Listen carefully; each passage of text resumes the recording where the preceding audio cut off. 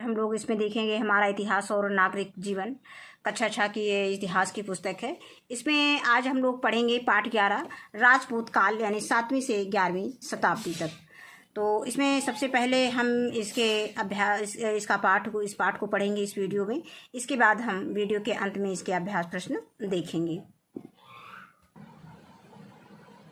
सम्राट हर्ष की मृत्यु के बाद भारत में एक शक्तिशाली केंद्रीय शक्ति का अभाव हो गया।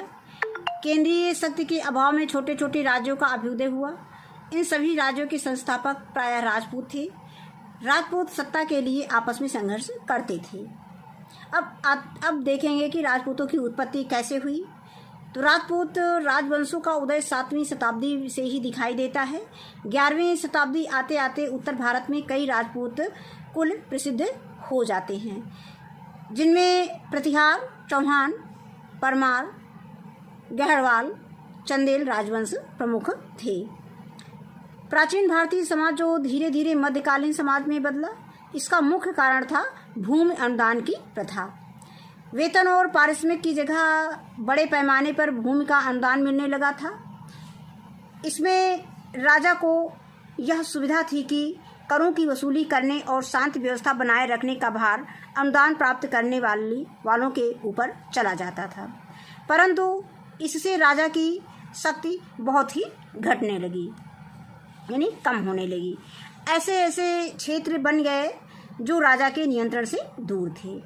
इन सब के फलस्वरूप राजा के अधिकार क्षेत्र को हड़पते हुए भूस्वामी उदित हुए, यानी भूस्वामियों का उदय हुआ।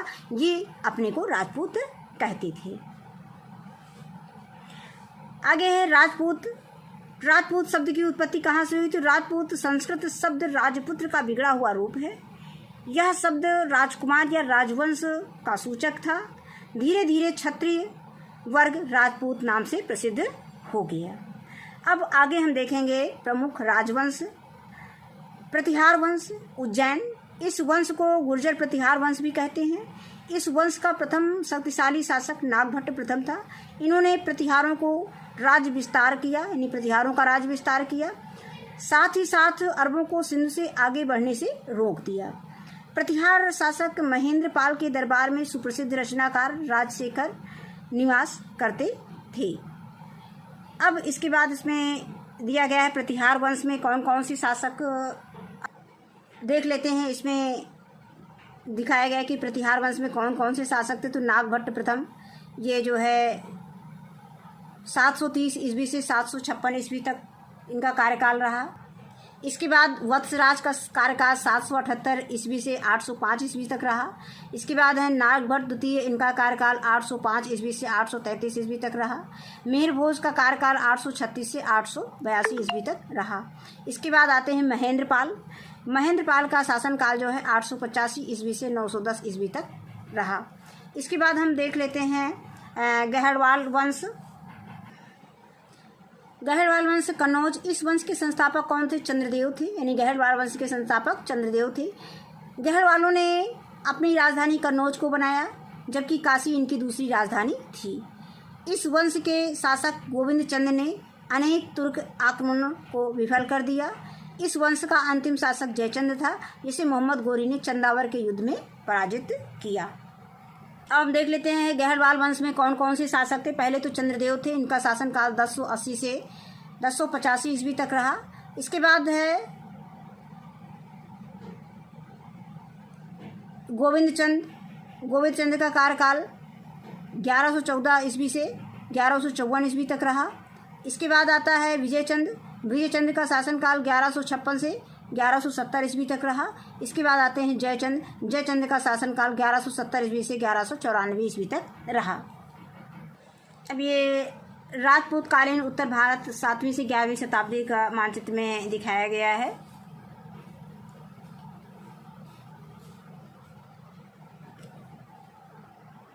इसके बाद हम देखेंगे चौहान यानी चाहमान वंश, अजमेर दिल्ली। इस वंश की स्थापना वसुदेव ने की थी। प्रारंभ में ये अजमेर से शासन करते थे, बाद में दिल्ली को इन्होंने अपनी राजधानी बनाया। इसी के साथ दिल्ली भारत में सत्ता का केंद्र बन गई। इस वंश का सबसे प्रतापी शासक पृथ्वीराज चौहान पृथ्वीराज द्वितीय था। पृथ्वीराज चौहान ने तराइन की प्रथम युद्ध यानी 1191 ईस्वी में मोहम्मद गोरी को पराजित किया था। इसके बाद आता है चंदेल वंश, बुंदेलखंड। चंदेल वंश की संस्थापक नन्नुक थे।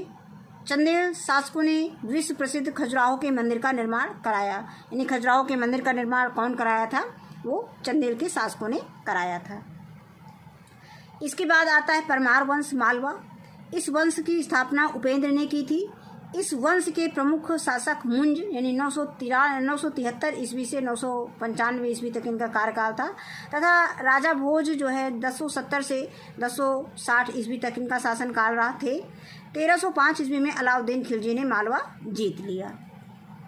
अब इसके बाद देख लेते हैं कि चंदेल वंश में कौन कौन से शासक थे। तो यशुवर्मन थे, ये 925 ईस्वी से 950 ईस्वी तक इनका कार्यकाल रहा, शासनकाल रहा। धर्मदेव जो है 950 ईस्वी से 1002 तक ईस्वी तक शासनकाल रहा। इसके बाद गंगदेव 1002 से 1019 ईस्वी तक इनका शासनकाल रहा। इसके बाद हम देखेंगे पाल वंश, बंगाल। जिस समय उत्तर भारत में राजपूत शासकों का राज्य स्थापित हो रहा था, उसी समय गोपाल ने बंगाल में पाल वंश की स्थापना की। गोपाल के बाद उसका पुत्र धर्मपाल बना। धर्मपाल ने सुप्रसिद्ध विक्रमशिला विश्वविद्यालय की स्थापना की, यानी विक्रमशिला विश्वविद्यालय की स्थापना किसने की थी? धर्मपाल ने की थी। 12वीं शताब्दी के अंत में पाल वंश का अंत हो गया और बंगाल में सेन वंश सत्ता में आया। इसके बाद देख लेते हैं पाल वंश में कौन कौन से शासक थे और उनका शासनकाल कब तक का रहा। पाल वंश में गोपाल, इनका शासनकाल 750 ईस्वी से 770 ईस्वी तक रहा। इसके बाद आते हैं धर्मपाल, इनका शासनकाल 770 ईस्वी से 815 ईस्वी तक रहा। इसके बाद आते हैं महिपाल, इनका शासनकाल 988 ईस्वी से 1038 ईस्वी तक रहा, यानी 1038 ईस्वी तक रहा। इसके बाद आते हैं नयापाल, इनका शासनकाल 1038 ईस्वी से 1055 ईस्वी तक रहा। इसके बाद आते हैं रामपाल, इनका शासनकाल 1077 ईस्वी से 1130 ईस्वी यानी 1130 ईस्वी तक रहा। अब इसके बाद पढ़ेंगे राजपूत कालीन समाज। शासन व्यवस्था इनका कैसा था? राजपूत कालीन समाज में शासन व्यवस्था देखेंगे। इस समय से सामंती व्यवस्था की शुरुआत होने लगी, जिससे सामंत राजा प्रत्येक वर्ष एक निश्चित आय अधिपति को देते थे। अब आगे आता है गांव में ग्राम पंचायतें होती थी। उन ग्राम पंचायतों पर शासन का कोई हस्तक्षेप नहीं था। मौर्यों के समय में उत्पन्न हुई पंचायती राज व्यवस्था अभी भी कायम थी। इस प्रकार राजनीतिक उथल पुथल का गांव पर बहुत अधिक प्रभाव नहीं पड़ता था। इसके बाद हम देखेंगे सामाजिक व्यवस्था कैसी थी। राजपूत काल में समाज में योद्धा तथा शासक वर्ग मुख्य थे, यानी योद्धा और शासक वर्ग प्रमुख थे। राजपूतों में साहस, आत्मसम्मान तथा आतिथ्य का भाव था। प्राण जाए पर वचन न जाए जैसे आन शान की सोच विकसित हुई और उनकी गुण गाथाएँ भी गाई जाने लगी। ब्राह्मणों को समाज में उच्च स्थान प्राप्त था। ये राजपूत कालीन समाज की बात हो रही है। धनी लोग कीमती वस्त्र और आभूषण पहना करते थे। जनसाधारण की वेशभूषा साधारण थी। बाल विवाह तथा सती प्रथा का प्रचलन हो गया था। विधवा विवाह वर्जित था। महिलाओं को सामान्य अधिकार प्राप्त थे और महिलाओं को संपत्ति का अधिकार दिए गए। इस समय वर्ण व्यवस्था कठोर हो गई थी, यानी महिलाओं को सामान्य अधिकार प्राप्त थे और महिलाओं को संपत्ति का अधिकार दिए गए। इस समय जो है वर्ण व्यवस्था कठोर हो गई थी, जिसके कारण लोगों की मानसिक सोच संकुचित हो चुकी थी। इसके बाद राजपूत काल में कला के विषय में पढ़ेंगे। राजपूत शासक लड़ाई में व्यस्त रहने के साथ ही कला एवं साहित्य में भी रुचि रखते थे। इन्होंने प्रतिष्ठा सूचक भव्य दुर्ग, राजभवन तथा मंदिरों का निर्माण करवाया, जिनको देखने के लिए आज भी हजारों विदेशी पर्यटक आते थे। उत्तरी भारत के राजाओं ने कई भव्य मंदिरों का निर्माण करवाया, जैसे भुवनेश्वर का लिंगराज मंदिर। ये चित्र में भुवनेश्वर का लिंगराज मंदिर दिखाया गया है। इसके बाद हम पढ़ेंगे चंदेल के विषय में। चंदेल राजाओं में शिव, विष्णु और जैन तीर्थकारों को समर्पित कई मंदिर बनवाए, जिसमें खजुराहो का कंदरिया महादेव मंदिर अपनी बनावट के लिए अति प्रसिद्ध है। ये सभी मंदिर पीले रंग के बलुआ पत्थरों के बने होते हैं। इन मंदिरों में आज भी सांस्कृतिक कार्यक्रम किए जाते हैं। ये चित्र में कोणार्क का सूर्य मंदिर दिखाया गया है। कोणार्क का सूर्य मंदिर गंग वंश के नरसिम्हा प्रथम के द्वारा बनवाया गया था। यह मंदिर एक रथ के आकार का है जिसमें 12 पहिए हैं तथा 7 घोड़े इस रथ को खींचते हुए दिखाए गए हैं। मंदिरों का व्यय चलाने के लिए उच्च वर्ग के लोग सोना, चांदी, कीमती पत्थर, मोती इत्यादि दान में देते थे। इन मंदिरों की विशेषता ये थी कि ये धन धान्य से परिपूर्ण थी। ये चित्र में खजुराहो में भरतनाट्यम नृत्य करती नर्तकी का चित्र दिखाया गया है। शिक्षा एवं साहित्य। राजपूत शासकों के समय में आश्रमों, पाठशालाओं एवं विश्वविद्यालयों में शिक्षा दी जाती थी। इस समय नालंदा, विक्रमशिला, उज्जैनी, कन्नौज, काशी, धारानगरी प्रमुख शिक्षा केंद्र थे। इसी काल में नाटक, काव्य एवं ग्रंथ लिखे गए, जैसे राजशेखर की बाल रामायण, भारविका किरातार्जुनीयम, माघ का शिशुपाल वध नाटक, कल्हड़ की रजत रंगड़ी, राज तरंगड़ी। कल्हड़ की कौन सी पुस्तक है? राज तरंगड़ी। ये ऐतिहासिक ग्रंथ है। जयदेव का गीत गोविंद काव्य संस्कृत भाषा में लिखे गए। इसी काल में क्षेत्रीय भाषाओं जैसे हिंदी, बंगाली, मराठी, उड़िया, गुजराती आदि में भी ग्रंथ लिखे गए। उदाहरणतः चंद्रबरदाई की पृथ्वीराज रासो का वीर गाथा काव्य हिंदी में लिखा गया है। मंदिर निर्माण। मोटे तौर पर मंदिर निर्माण की 2 शैलियाँ थी, एक उत्तर भारतीय और दक्षिण भारतीय शैली। उत्तर भारतीय शैली को नागर एवं दक्षिण भारतीय शैली को द्रविड़ शैली कहते हैं। इनमें भेद मुख्यतः मंदिर के शिखर के आकार में देखा जा सकता है। उत्तर भारतीय शिखरों का आकार टेढ़ी रेखाओं से घिरी हुई ठोस मीनार की भांति रहता था और मध्य में खुला हुआ तथा ऊपर एक बिंदु पर आकर समाप्त हो जाता था। उदाहरणतः लिंगराज मंदिर भुवनेश्वर। अब यहाँ पर दिखाया गया ये उत्तर भारतीय मंदिर है और यहाँ पे दिखाया गया ये दक्षिण भारतीय मंदिर है। आगे दक्षिण भारतीय शिखर पिरामिड की तरह दिखते थे, जिसमें कई खंड होते थे। प्रत्येक खंड क्रमशः ऊपर की ओर अपने नीचे वाले खंड से छोटा होता जाता था और सबसे ऊपर जाकर छोटा और तथा गोलाकार हो जाता था। दक्षिण भारत के मंदिरों में स्तंभों का मुख्य स्थान है, जबकि उत्तर भारत के मंदिरों में इनका सर्वथा अभाव दिखाई देता है। आगे मंदिरों को बनाने के लिए कारीगर पत्थर को जमाने के लिए चूने व गारे का घोल इस्तेमाल नहीं करते थे। इस विधि के बगैर ही वे बड़े बड़े पत्थरों को एक ही पत्थर के ऊपर चढ़ाते जाते थे, जिससे वे वर्षों तक टिके रहे। ये पत्थर एक दूसरे के भार से ही सैकड़ों साल तक टिके हुए हैं। इसके बाद कुछ बिंदु दिए गए हैं, इन्हें भी जानिए। बंगाल का सेन वंश। सामंत सेन ने सेन वंश की स्थापना की। सेन वंश की स्थापना किसने की थी? सामंत सेन ने की थी। वल्लाल सेन, लक्ष्मण सेन इस वंश के प्रमुख शासक थे, यानी अन्य प्रमुख शासक थे। सेन शासनकाल में संस्कृत साहित्य का अधिक विकास हुआ। इसी काल में जयदेव ने प्रसिद्ध गीत गोविंद की रचना की। अब इसके बाद हम आते हैं अभ्यास प्रश्न पे। तो अभ्यास प्रश्न हमने कॉपी पर नोट कर रखे हैं, आइए देखते हैं।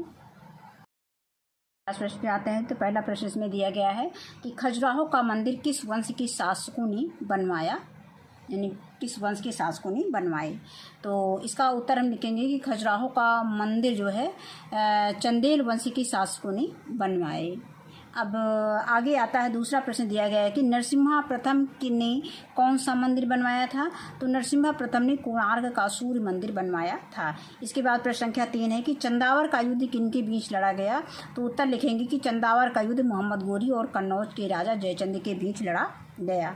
इसके बाद प्रश्न संख्या 4 दिया गया है कि राजपूत काल में शिक्षा के मुख्य केंद्र कौन कौन से थे।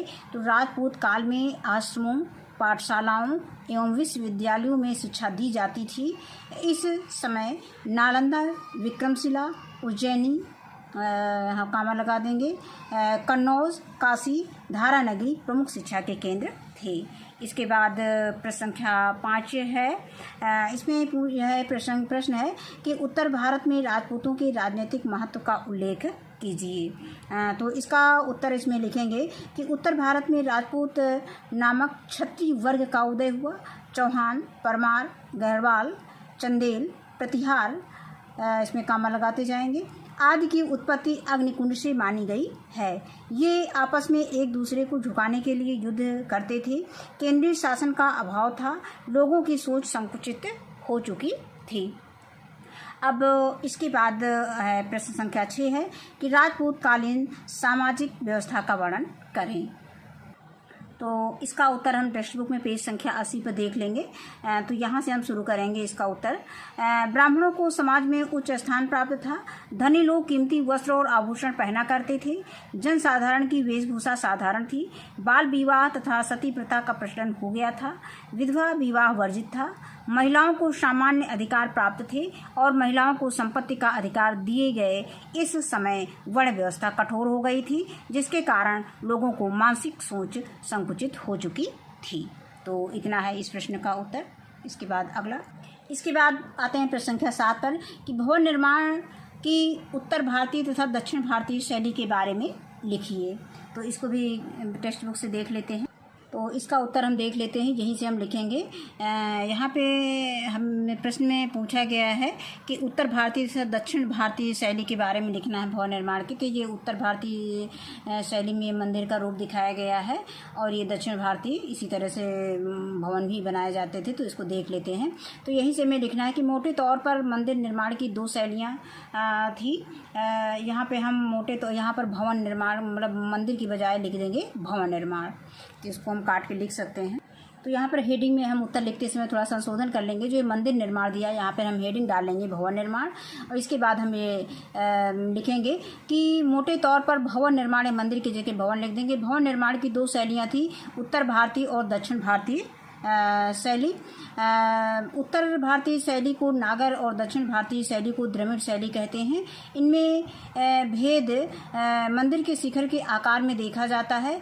उत्तर भारतीय शिखर का आकार टेढ़ी रेखाओं से घिरी और ठोस मीनार की भांति रहता था और मध्य में खुला हुआ तथा ऊपर एक बिंदु पर आकर जो है समाप्त हो जाता था। उदाहरणतः जो है ये लिंगराज का मंदिर यानी भुवनेश्वर में दिखाया गया है। अब आगे दिया गया है कि दक्षिण भारतीय जो तो उत्तर भारतीय की विशेषता बताई गई है भवन निर्माण की, और फिर इसके बाद दक्षिण भारतीय शिखर जो है पिरामिड की तरह दिखते थे। और आगे है जिसमें कई खंड होते थे। प्रत्येक खंड क्रमशः ऊपर की ओर अपने नीचे वाले खंड से छोटा होता जाता था। ये जैसे दिखाया गया है, ऊपर का खंड छोटा है, उससे बड़ा, फिर उससे बड़ा, उससे जैसे हम नीचे आते हैं, जैसे ऊपर जाते हैं, ऊपर का खंड जो है छोटा होता जाता है। वही दिखाया गया है कि प्रत्येक खंड क्रमशः ऊपर की ओर अपने नीचे वाले खंड से छोटा होता जाता था, जैसा कि चित्र में दिखाया गया है। और सबसे ऊपर जाकर छोटा तथा गोलाकार हो जाता, तो सबसे ऊपर जाकर ये छोटा और गोलाकार हो जाता था। दक्षिण भारत के मंदिरों में स्तंभों का मुख्य स्थान था और स्तंभ का स्थान था, जबकि उत्तर भारत के मंदिरों में इनका सर्वथा अभाव दिखाई देता है। इसमें स्तंभ दिखाए गए हैं और जबकि स्तंभ इसमें नहीं है। तो यहाँ तक हम इसका उत्तर इसमें दे सकते हैं। अब इसके बाद अगला प्रश्न संख्या 8 पर आते हैं कि निम्नलिखित रचनाओं के लेखकों के नाम लिखिए। तो इसमें पुस्तकों के नाम दिए गए हैं, फिर लेखकों के नाम हमें लिखना है। तो किरातार्जुनीयम, तो ये भारव की लिखी हुई है पुस्तक, यानी लेखक के नाम किरातार्जुनीयम पुस्तक के लेखक जो हैं भारव हैं। और शिशुपाल वध ये माघ ने लिखा है, और राज तरंगिणी ये जो है कल्हड़ ने लिखा है, और बाल रामायण राजशेखर ने लिखा है, और गीत गोविंद जो है जयदेव ने लिखा है। इसके बाद ये मानचित्र को देखकर निम्नलिखित को पूरा करिए। तो ये आपको मानचित्र देख करके इसको देखना है, लेकिन इसको हमने पूरा कर दिया है, एक बार आप मानचित्र में इसको देख लेंगे। अब है कि निम्न वंश वर्तमान में किस राज्य में स्थित है। वंशों के नाम दिया गया है, वर्तमान में किस राज्य में स्थित है। तो चौहान, जिसको हम चाहमान वंश कहते हैं, ये दिल्ली में स्थित है। प्रतिहार वंश ये उज्जैन यानी मध्य प्रदेश में स्थित है। उज्जैन कहाँ, ये मध्य प्रदेश में है। फिर है गहड़वाल, ये कन्नौज में है। और परमार ये मालवा में है। और पाल ये बंगाल में है। और चंदेल जो है बुंदेलखंड यानी झांसी में स्थित है। तो यहीं पर ये पाठ है हमारा समाप्त होता है। इस वीडियो में बस इतना ही। वीडियो देखने के लिए बहुत बहुत धन्यवाद।